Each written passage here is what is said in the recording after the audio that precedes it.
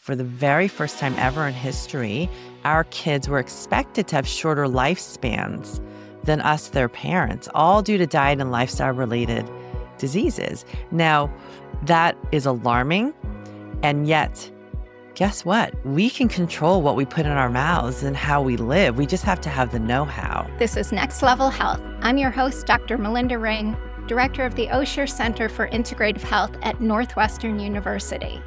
On this show, we explore ways to take actionable steps towards optimizing our health with leaders in the integrative, functional, and lifestyle medicine fields who believe in science-backed and time-tested approaches to well-being.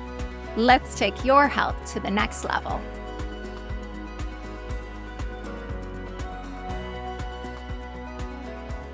Welcome back to Next Level Health. Raising healthy, resilient kids today can feel like an uphill battle, from ultra-processed foods and environmental toxins to skyrocketing rates of anxiety and chronic illness and screen time overload. Parents feel like they're navigating a minefield. But my guest today believes there's hope, and it starts with empowering parents with the right tools. Dr. Elisa Song is a pediatrician like no other. She is board certified in pediatrics. She's trained in functional and integrative medicine. And perhaps most importantly, she's a mom herself. For over 25 years, she's been helping families bridge the gap between conventional pediatrics and holistic root cause healing. Her incredible book, Healthy Kids, Happy Kids, An Integrative Pediatrician's Guide to Whole Child Resilience, is a practical, evidence-based guide that covers everything from the gut health to the vagus nerve, mental health to immune support, and it couldn't be more timely. And I'll say this personally, as a mom of two sons who are now in their 20s, this is a book I wish I'd had when they were growing up. It is the kind of resource that makes you feel both empowered and informed instead of feeling overwhelmed and afraid. And I will say, I got this book. I thought I'm going to look at it and then give it to my sister who has two little kids. And I'm like, nope, I'm keeping this and getting her another copy. So I am thrilled to welcome Dr. Elisa Song to the podcast to share her wisdom. So parents, caregivers, grab your notes app. You are going to want to remember this. Thank you, Elisa, much for being here. Yeah, thanks for having me. I'm honored, and I'm really grateful to be speaking with your listeners. Thank you. All right, so let's just jump right in with maybe some of the more concerning stats we're reading about these chronic diseases being on the rise in young people, with nearly 1 in 3 now estimated to be living with a pediatric onset condition. What are the most concerning trends you're seeing, and what do you think is driving this epidemic? So we have so many different levels of concern for kids' health. We have immune concerns with 1 in 3 kids developing eczema. And then once they develop eczema, they can go on this sort of allergic march to eczema, then asthma, and then and hay fever later on in life. We have neurodevelopmental concerns. 1 in 10 kids has ADHD. And when we think about neuropsychiatric concerns, by the time our kids are teenagers, 1 in 3 girls is going to be diagnosed with anxiety, and 1 in 3 girls since the pandemic has actually been found to have seriously considered suicide. And this weighs really heavily on me as I have a teenage daughter right now. And I think, wow, this could be her or any of her friends. And we need to, as parents and educators and practitioners and grandparents, really understand the gravity of this. We have metabolic concerns. Obesity and metabolic syndrome has skyrocketed in our kids, and it's worse for our Black and Hispanic children. So addressing all of these, and as parents listening, many of us as adults have autoimmune concerns. Maybe that cropped up when we were 20 or 30 or 40 or later. But that foundation starts in in the younger years. And there was one really alarming study that looked at a level of an antibody called ANA, anti-nuclear antibody, and they took different age groups and looked at positive ANA rates through the decades and found that the age group with the fastest increase in rates of ANA positivity were our teenagers, our 12 to 18-year-olds. Those rates nearly doubled in the 80s to the early 2000s and then again tripled. So we need to really wake up to this. And at the root cause, and why I wrote my book, is if we really take that microbiome centric approach. Many people have heard all health starts in the gut, all disease starts in the gut. Hippocrates, the founder of modern medicine, is credited with saying that. Now, that was over 2,000 years ago. And we need to really understand that especially for our infants and our children, those foundations get set very, very early on in life. And not only that, we as parents have, and our children have so much that they can be empowered with to set that trajectory on a positive course. My boys, again, they're in their 20s, but even in boys, like the amount of anxiety, depression that was happening in their peers, uh, it's really heartbreaking. And as somebody who treats adults, to see things like insulin resistance that used to present in midlife showing up in adolescence and even earlier, Yeah. it just shows like how urgent this really is. And, I'm seeing kids who are athletes who look trim and fit on the outside. And yet, when I check a fasting insulin and a fasting glucose, they Hmm. are out of range or at the very high end of what we would like to have as optimal. And these kids, this is really a diet and lifestyle related phenomena. Our genes have really not changed in the past century. Over the course of that time, chronic disease has skyrocketed in kids and adults. In 2005, a New England Journal of Medicine article noted that for the very first time ever in history, our kids were expected to have shorter lifespans than us, their parents, all due to diet and lifestyle related diseases. Now, that is alarming. And yet, guess what? We can control what we put in our mouths and how we live. We just have to have the know how. Now, you said, and I saw in your book a lot about this, but that idea about that healthy gut being the foundation for that healthy body, mind, and spirit. And like a great way to start, if we're talking about the epigenetics and, really having that change happen so we prevent disease for our kids. So for parents new to the idea, how does gut health influence a child's immune system or their mood or resistance, overall resilience? What role does the gut play? Like, why Yeah, is it yeah. so critical? But we'll separate those out into, the gut immune system connection and the gut brain connection just to make it easier. There's so much Uh-huh. overlap and, they're not completely isolated. But when we think about a baby's gut microbiome or a toddler or a child's gut microbiome, it looks very different than an older kids, teenagers, and adult microbiome. Our microbiomes are dynamic throughout our lives. And even once we become adults, I mean, even our premenopausal microbiomes look very different than our postmenopausal microbiomes. Uh-huh. So we're just at the tip of the iceberg of understanding these dynamic changes and the influences on our microbiome. But for a baby, we know that unlike an adult microbiome, they should have very little gut microbial diversity. So what does that mean? For an adult, we think, oh, we want a lot of different kinds of good guys in there. We want a lot of bifidobacteria and lactobacillus and something called Akkermansia and Faecalibacterium that some people may or may not have heard of. In an infant, we want up to 80 to 100% of their microbiome comprised of bifidobacteria. That's it. It is that important. And bifidobacteria feeds, their primary food source are these prebiotics, these special sugars found in human breast milk called human milk oligosaccharides.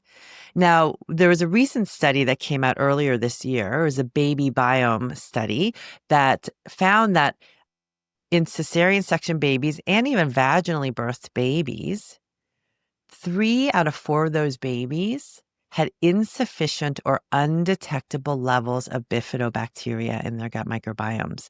That is really significant because that bifidobacteria interacts with all of the things going into your baby's mouth, and whether it's food or environmental toxins or whatever it is, and pathogens, infections, and trains their immune system to identify, okay, are you an enemy or are you a good guy? Am I going to kind of tolerate you? And this immune tolerance is really important to build so that our immune systems, as we get older, they're not responding and reacting and allergic to every single thing. Right. Now, we know that this lack of bifidobacteria can increase the risk of things like eczema and asthma and anaphylactic food allergies. And 1 in 13 kids nowadays has anaphylactic food allergies. I mean, when I was a resident and a medical student, I don't even remember ever writing a prescription for an EpiPen, and guarantee the listeners today, whether they are practitioners or parents, either care for a child who has anaphylactic food allergies or know a child who's anaphylactic food allergies. So our kids' immune systems are not getting trained appropriately. That bifidobacteria is so important for that. Now, when we talk about children's gut brain development, that same bifidobacteria is responsible for helping coordinate your baby's stress response and also creating a lot of calming, beneficial neurotransmitters, or what we really used to think of as brain chemicals, but they're really gut chemicals, like serotonin, which is our kind of feel good, relaxed, calming neurotransmitter, and GABA, which is also another very calming neurotransmitter. And when babies don't have enough bifidobacteria to train their developing brain connections, we can see with that an increased risk for mental health concerns later on in life. And that includes anxiety and depression and ADHD and other neuropsychiatric concerns. In fact, your child's brain is exploding with these connections called synaptic connections, from the moment that they're born. I mean, you can literally see their wheels turning, right? And their brains changing.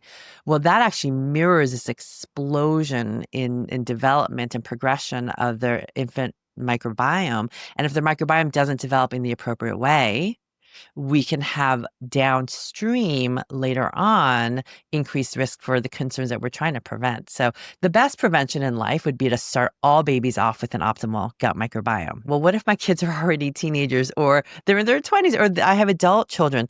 It's never too late to restore and optimize even a disrupted gut microbiome. The key is knowing where to start. I will say the earlier you start, the easier it is to make these shifts, but it's never too late. And that's why it's so important to be aware of this. I certainly see these gut-brain immune pathways that you're describing in kids showing up in conditions with adults too. So no question that whatever age we're seeing that it is relevant. Now, you brought up this study that I wasn't aware of. And, I always think of, I know the problem with some of the C-sections is that the baby's gut microbiome is in great part populated by going through the mom's vaginal canal and acquiring that. And so now we have more awareness that C-section shouldn't be the go-to. That's not something that moms necessarily have control over at the time. Is the microbiome issue that you were describing about the lack of bifidobacterium because of lack of breastfeeding or something in the environment? Like, what's happening? Do you have is there awareness of why the infants, little guys, are Yeah. not having an adequate microbiome? Because Yeah. that's so early. It's so early, and you're right. We understand that babies who are born by cesarean section compared to vaginally birthed babies tend to develop a microbiome that has more skin bacteria. It makes sense. I mean, they're born kind of out of our bellies and into the hands of surgeons, right? And same thing with formula feeding, that can shift the microbiome to a more allergic potential signature. And really that is in large part because of the bifidobacteria that doesn't have a chance to grow and take hold. But this study was really surprising that even vaginally birthed babies had this issue, right? And there's another study, this is 100 years ago. There was a Scottish pathologist who actually looked at baby microbiomes. I mean, in a much more limited way than, of course, the technology that we have now. But they could still do cultures back then. And what he found was that breastfed babies back then, 100 years ago, had nearly 100% bifidobacteria in Hmm. their microbiomes, as opposed to, whatever formula looked like then. Even back then, some babies out of necessity needed to be formula fed. Those babies had different microbiomes. And then fast forward, when we compare the microbiomes of breastfed babies today, those babies' microbiomes actually look much more similar to the formula fed baby microbiomes of 100 years ago. To your point, Wow. what has shifted? Well, one of the major things that have shifted is also our microbiomes as mothers. Right. I mean, due to how we're eating, the environmental toxins that we're exposed to, endocrine disruptors we're exposed to, psychological stress, I mean, ultra processed foods, you name it, all of those have been shown to be microbiome disruptors. And in my book, I call them microbiome mischief makers, but they absolutely can knock down your beneficial bacteria and sometimes even preferentially preserve the quote bad bacteria like Clostridia that we don't want. We as moms, our vaginal and gut microbiomes play a huge role. And so we want to try to optimize those even before, I would say, even before we conceive.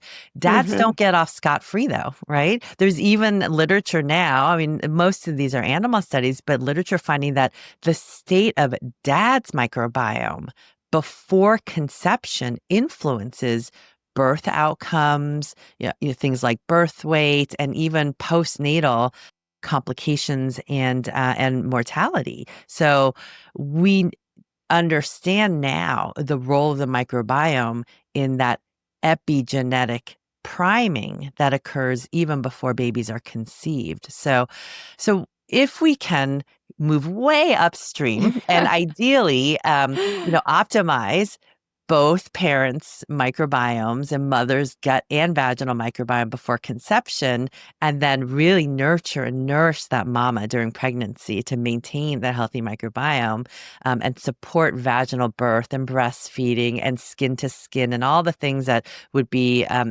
present in an ideal world, then our babies, yes, would start off with an amazing footing. But ideal doesn't always happen, and there's a reason why we have necessary birthing interventions when babies get in trouble. But it's just recognizing, as you said, that C-sections should not be the go-to. We still have an unacceptably high rate of C-sections that really on many planes would be considered more voluntary. I'm not talking about the urgent C-sections where they're absolutely necessary for mom and baby. So then if babies are born by C-section or need to be formula fed, then we want to support that baby's gut microbiome. Now there are companies that have these human milk oligosaccharides in supplement form to feed that bifidobacteria. And I would say even for vaginally birthed and breastfed babies, because I have some mamas who come in, well, I had a natural vaginal birth. I breastfed for, a year and a half and my babies still have eczema. They still have asthma. Well, there's still a lot in our environment and in our world that is kind of countering a healthy microbiome from developing. So even with that foundation, that's awesome, but many still need that support. And let's talk about one other disruptor that is common but can disrupt the gut health, which is antibiotics. Yes. And this topic hits home for me because when my older son was a baby, he had a urinary issue. He needed to be on daily antibiotics during the first year of his life. And, like most parents, I trusted what I was told by the pediatric urologist. I didn't think about the long-term impacts at that point in my career. But looking back, I wonder, how did that affect his gut health? What might I do differently now with what I know now? And so I'd love your perspective on what today's parents should be thinking about before starting antibiotics, and then maybe are there things they can do to support their child's recovery afterwards, especially in those critical early years. Yeah, this is so important, and I want to shout this out to every parent and practitioner because we know now so much more about the long-term and unintended consequences of antibiotic use, whether appropriate or not. Now, I say that because in some studies, up to 70% of antibiotic prescriptions written for children are inappropriate because most of what children suffer from in terms of infections are viral. And so many are going to be inappropriately prescribed. But regardless, it doesn't matter whether it was absolutely necessary or not, it's still going to immediately disrupt the gut microbiome because antibiotics, for listeners who may not be thinking about antibiotics in this way, of course, we want them to kill the bad bugs, but they don't care what they kill. They kind of like raise the ground and kill everything in their way. And some antibiotics even kill bad bacteria while preserving good bacteria, which is why we get the case sometimes where people will have an overgrowth of C. diff and have problems with that, Hmm. right? Because the C. diff is not touched by certain antibiotics. And so when we also look at some of the studies, and these are studies that I want pediatric practitioners, family practice practitioners, anyone who actually works with future parents, current parents, and children should know that, there was this one very large study, nearly 800,000 children. It was a military study. It was published back in 2016. So we're heading now almost 9 years later. So this study looked at 800,000 children and assessed antibiotic use in the first 6 months of life and followed these children, antibiotic or antacid medication use in the first 6 months of life, and found that that significantly increased the risk, even doubled the risk of virtually every single allergic disorder by the time those kids were 4 years of age. So we're talking asthma, eczema, hay fever, hives, anaphylactic food allergies. Another really large study, this was, I believe it was close to 1 million birth pairs in Denmark, um, looked at antibiotic exposure to babies in the first 2 years of life. And that included in utero exposure, meaning if mom's got an antibiotic for like a sinus infection or, received antibiotics during the delivery because of group B strep vaginal colonization, and found that those babies who were exposed to antibiotics had a significantly increased risk of mental health concerns by the time they were older kids or teenagers. And the highest risk occurred when those antibiotics were received in the first 6 months of life.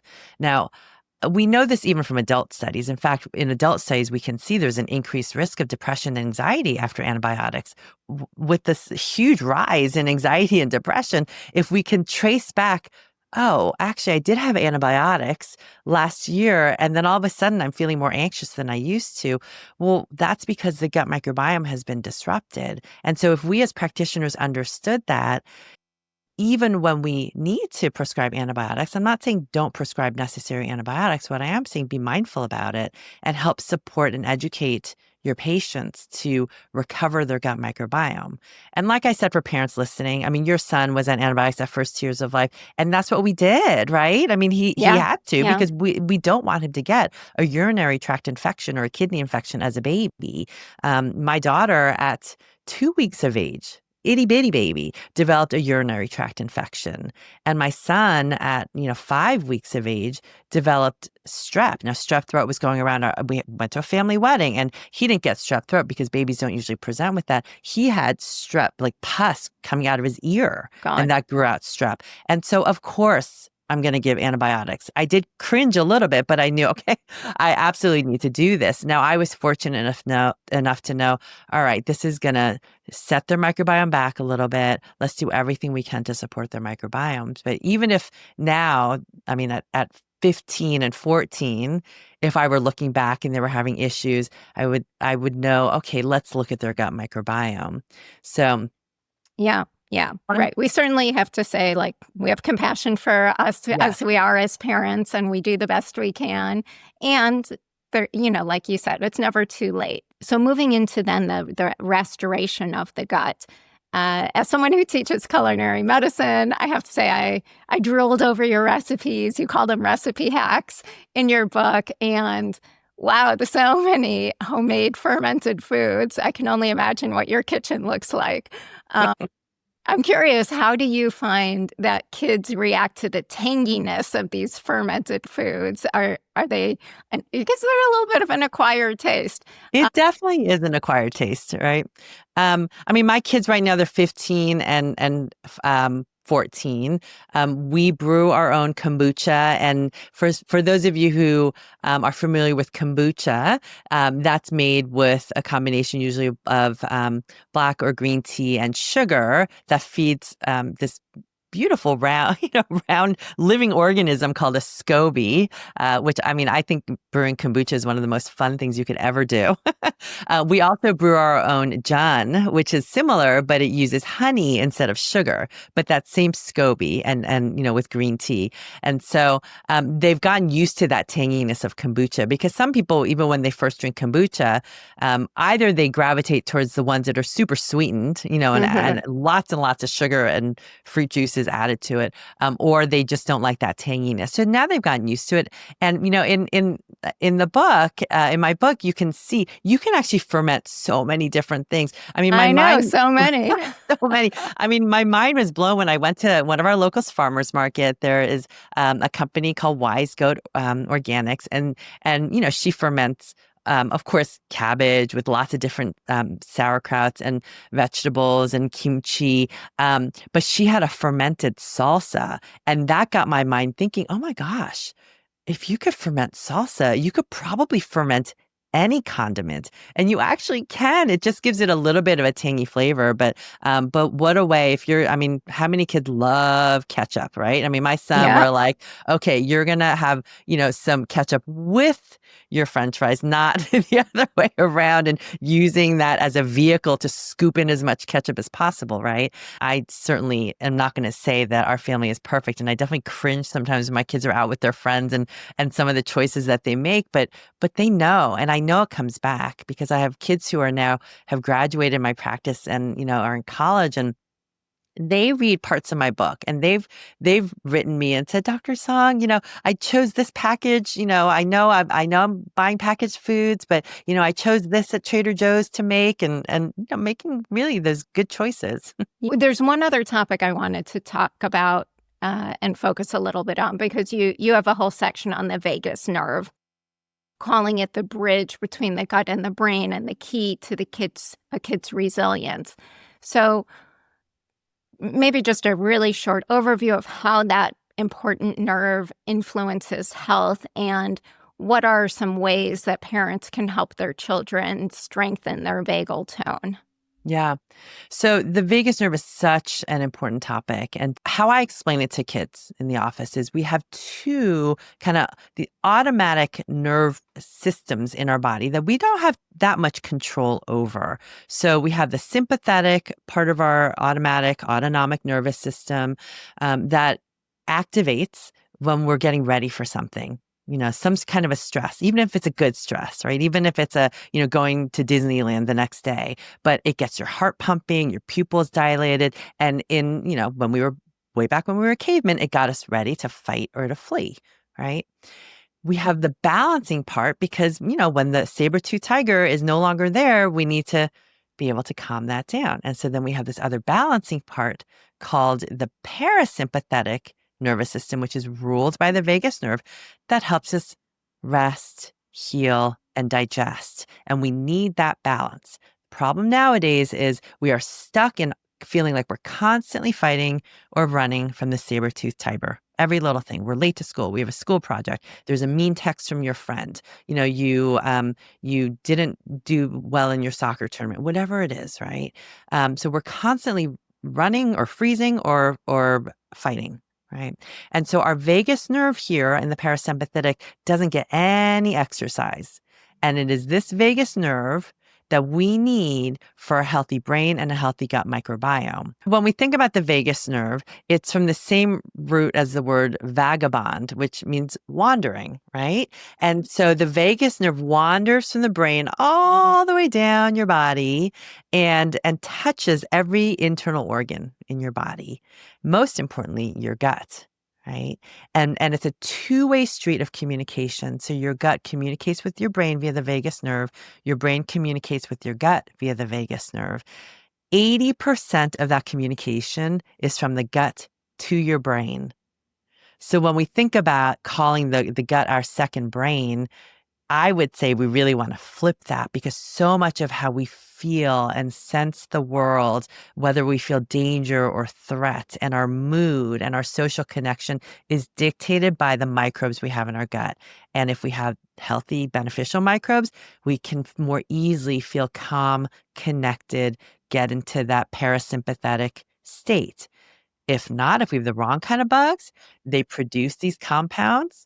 There's a compound called lipopolysaccharides, which practitioners might be familiar with, that can create this inflammation that goes up to the brain and creates anxiety and worry and OCD.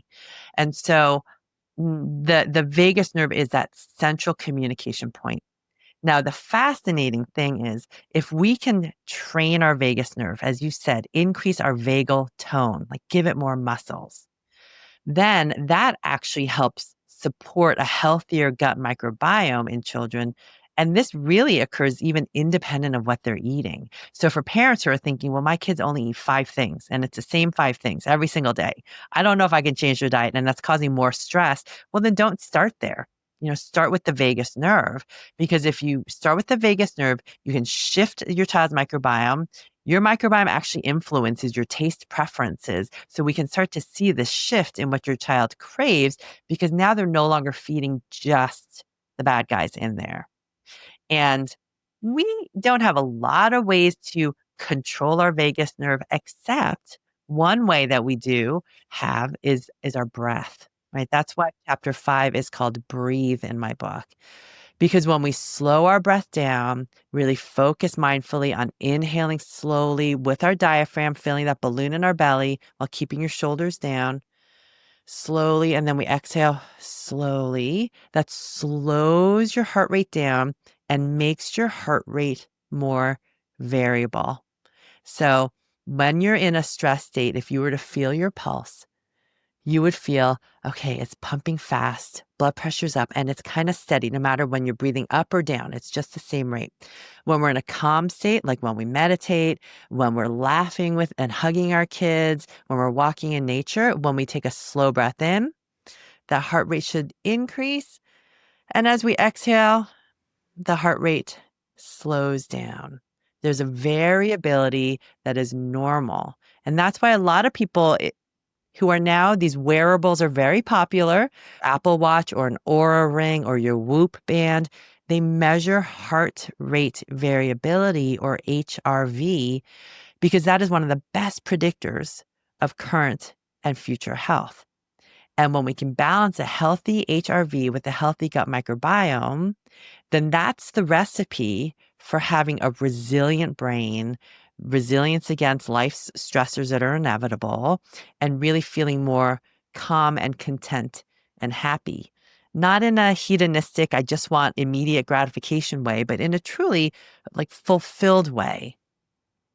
And for adults, we have tools like HRV, biofeedback like heart That's right. math, or non-invasive nerve stimulations like Sensate and other ones like this. I have no brand affiliations, just mentioning them. Are there any emerging devices around these vagus stimulation devices for kids, or any kind of gamified kind of thing that helps them do these types of exercises? Yeah, absolutely. Because there are some mindfulness and, breathing exercise suggestions that I give in my book, but sometimes when we're in a stressed state, we need something a little more passive, right? We Hmm. need to just follow instructions or just have something done to us to get us into that calm state so then we can access our own mindfulness or breathing tools, right? And, the first thing for parents and kids to understand, adults to understand, whether or not you have children, is that when we work on our vagal tone and do these vagus nerve exercises, that is probably one of the most important prescriptions I could ever write for you. Now, these vagus nerve stimulators like Truvaga, I love, but when you go on their website, it doesn't say that it's indicated for children. And the manufacturers won't say that you can use it in children, even though for me as a practitioner, I will guide patients to use the Truvaga because I think it can be highly effective. It's just has two little metal electrodes.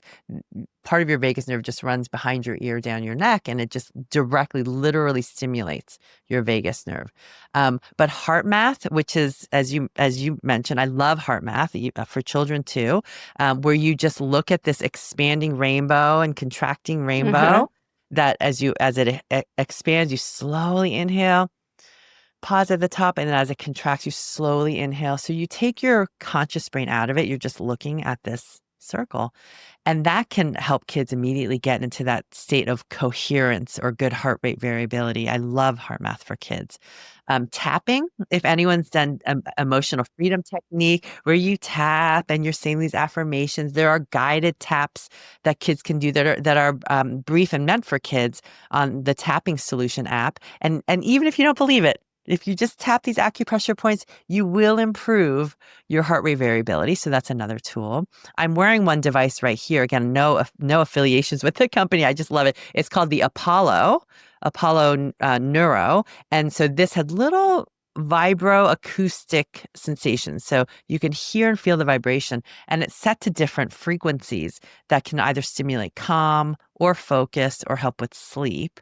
And I just found out about this new device. It's called Moonbird, and I got it to try. It's this little device that if you put your hand on it, it senses that you're ready to start a breathing exercise, and it expands. You can see it kind of expanding on the side.